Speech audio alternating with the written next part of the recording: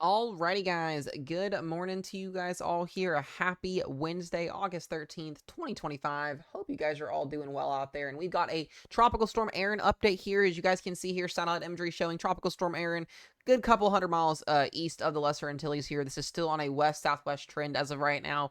Still maintaining tropical storm status. Hasn't really increased too much, but we are starting to see a little bit better of a structure, an interior structure develop with the storm, which is going to allow it to strengthen pretty quickly as it gets closer to the weekend here. As we are expecting a major hurricane by Saturday or Sunday just north of Puerto Rico in the Lesser Antilles. Really, really good news this morning for all of you guys that were thinking we were going to have a landfall, or at least a small chance at a landfall in the United States. That number has gone down significantly. We are still seeing a lot of very, very good agreement. Most of all of our GFS ensembles and our European ensembles agree on a recurve out to sea here, as we are expecting still some very high surf impacts, some rip current issues from Florida all the way up to the East Coast, but we are not more than likely going to see a landfall in the East Coast here at all. This is mostly going to be out to sea, so this weekend will be a very wild surf weekend for sure. Make sure if you are out on the beaches that you are mindful of that as you go out there. There will probably be lots of double red flag warnings out there as well this weekend into next week. This storm's going to be off the East Coast for a couple days as we go towards Sunday and eventually into Monday, Tuesday, and Wednesday of next week. We're also going to talk briefly as well about the severe weather threat we're going to see today and tomorrow, and a cool down going into next week here, next weekend around this time, where we could be seeing temperatures about 10 to 15 degrees below average. So as things are heating up this week and into early next week, we're going to see that flip flop where we're basically going to see a warming trend over on the west and central plains and a cool down on the eastern half of the United States. And we'll kind of break that down for you guys as well. We're also watching a new area of development potentially over here in the southern Gulf. As I mentioned last night in my update, the National Hurricane Center put a new AOI out last night, basically saying there's a 10 to 20% chance of a new tropical system developing in the southwestern Gulf. More than likely, if something were to develop, that would head towards Mexico straight west here, or bring some rain up into southern Texas, which is what we don't need after all the flooding we've seen over the last couple of months up there. So we'll be keeping you guys updated on that. That disturbance is just marked east of the Yucatan here, going to be crossing over the Yucatan here in the next day or two, and then eventually moving into the Gulf in the next couple of days. Also, you can see a pretty major trough moving outside here of the East Coast as well. Going to be moving some showers and the storms up towards Bermuda. But other than that, we're going to keep all eyes on Erin, as most model agreements still does suggest a major hurricane, what could be our strongest hurricane in recent history in the eastern portions of the Atlantic, or central portions of the Atlantic, even though it's still going to be a fish storm. So we'll keep you guys updated on that. We'll go ahead and zoom into Erin here this morning. You can see a little bit better structure here. You can see a lot of cloud convection here, a lot of convection ongoing on the southern portions of the center of circulation here. Still not quite yet defined, but it is still have some pretty tight rotation. And as it continues to move westward here, southwestward, still looking at about between 16 to 7 degrees north on the longitude here, where this is positioned at radius wise.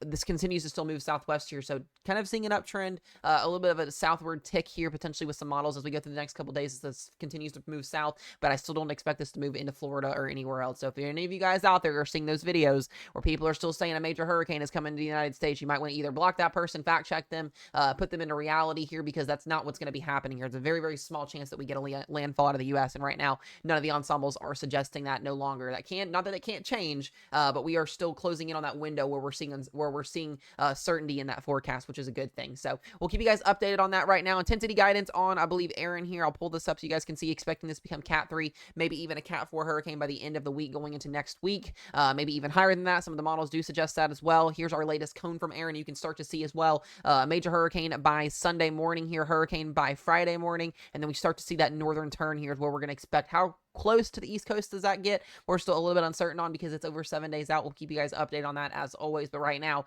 if you're looking at this cone, I had a couple of people message me this morning saying, oh, it looks like it's going to Florida or it's going toward North Carolina. That's not how that works. These cones are only 5 to 7 days out, or 5 days out here, and they will only show, at maximum 5 days. So the rest of the forecast is still kind of in question, but we do know most of the agreement is pointing to an out to sea turn. There will still be rip current issues along the East Coast regardless of where this goes, though. So we'll keep keeping you guys updated on that. Once those forecasts get updated and we start to get rip current risk zones, I'll place those in our video and just talk about those in our live streams as well. But rest assured, right now we are good on the East Coast. We'll keep you guys updated on that there. And like I said, looking at the newest AOIs, we do have that 10 to 20% chance of a development in the next 7 days off the southwestern portions of the Gulf here into eventually what will be Mexico, and then we'll be getting rid of this little X up here very, very soon. That's what was had a small chance of developing off the East Coast as well, or northeast coast, but that will be no longer existing here. And then we have Erin sent out here in the Atlantic Atlantic Ocean. So other than that, that's what we've got for the tropics wise here. Here's the GFS ensembles here.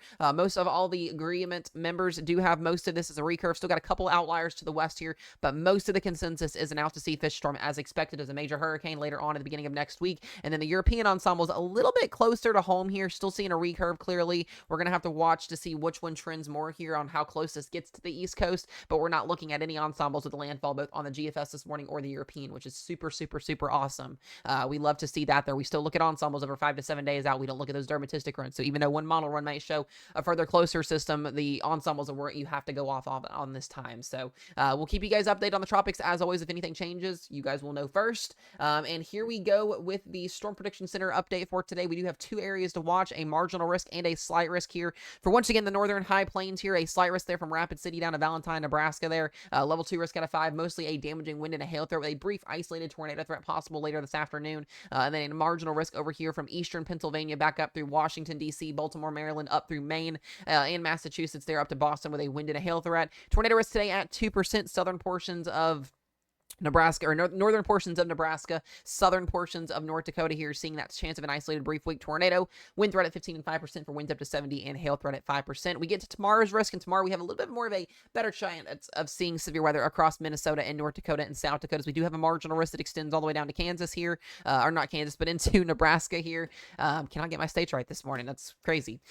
Slight risk that goes from eastern North Dakota, northwestern portions of Minnesota into northern portions of South Dakota here with a hail, tornado, and wind threat here. Tornado risk at 2% there from Grand Forks down towards Aberdeen. Wind threat at 15 and 5%, and hail threat is hatched for hail over 2 inches in diameter, which is expected. Not looking at any big outbreaks or anything like that. We get to the day 3 forecast. One more severe weather threat. Once again, going towards the end of the work week here. As we go towards Friday, marginal risk that goes for portions of South Dakota, western Minnesota, northwestern Iowa, northern Nebraska, and eastern Wyoming with a wind and a hail threat. Outside of that, day 4 through 8 does not look like it's going to be anything too crazy. We should start to see severe weather downtrend significantly. We're really going to be entering a period where the tropics, besides Erin, at the end of next week, we'll have Erin leaving and we'll have lesser severe weather. It's going to be a nice week next week, other than talking tropics in terms of U.S. Impacts with any severe weather or anything, which is super, super good. So we'll start to see severe weather kind of downtrend a little bit, and then we might see it return as we approach that fall severe weather season going into September. So here's a rough timeline of what we're going to see showers and storms sparking later on this afternoon here across the high plains. Kind of a cluster of storms, maybe a brief weak tornado, some large hail and some damaging winds through here about 5 o'clock Central Time this afternoon across South Dakota, northern Nebraska here, and eventually this will push through and then it will fizzle out. So that's what we've got for the high plains today. I'll walk over here to the East Coast so you guys can see here what we're looking at mid-Atlantic wise for that marginal risk, and we can see once this pops up here, showers and thunderstorms ongoing this afternoon with a hail and wind threat, mostly scattered storms there, isolated marginal severe weather, and then eventually with daytime heating, those storms will diminish, and we'll be back to it again tomorrow. Another round of thunderstorms, not expecting anything severe over here, just mostly the general thunderstorm risk. Let's talk about our global pattern. What is going to be happening over the next couple of weeks here? And we do see still a little bit of weak troughing here up across the high plains and into the northeast mid-Atlantic corridor here, where we're going to see that severe weather over the next 2 days, low and severe weather, I should say. There's that severe weather risk coming into Thursday here as we see an upper level low move through Canada. Most of the United States will continue to stay ridged out here. We'll see that high pressure dominating, allowing for heat to be in place over the next couple of days here. And eventually, as we go towards next week, we should see a cold front swing through. And what that's going to do is, you guys can see Erin on the east side of the map there. Eventually, what that's going to do is we're going to see a ridge develop in the west, cold front push through the east. We'll see above average temperatures start to work their way into the picture here along the central plains in the west coast. And then a cold front will swing through, and we'll see below average temperatures for the east coast and the northeast going into late next week. And then eventually at that point, things become a little bit more uncertain on what's going to happen. But a cooler trend in temperatures is on the way once again next week. And then once we get toward the end of the month here, a little bit more uncertainty, but we could see more cooler air come down, as well as some troughing, allowing for